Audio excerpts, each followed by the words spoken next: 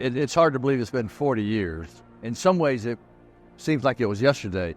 But the needs of children today are as great as they were 40 years ago, because if you don't invest in your children, you're not going to have a future.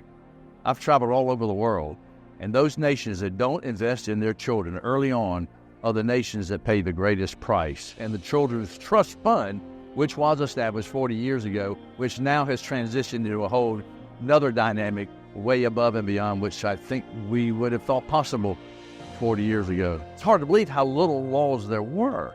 And so several of us, like David Wilkins and Parker Evan, and I could go on and on, members of the House and members of the Senate, Democrats and Republicans, laying aside differences, came together for the children in the hopes that we would be a catalyst for more children's legislation and more children opportunities out in the communities across the state, not just in Columbia, but across the entire state.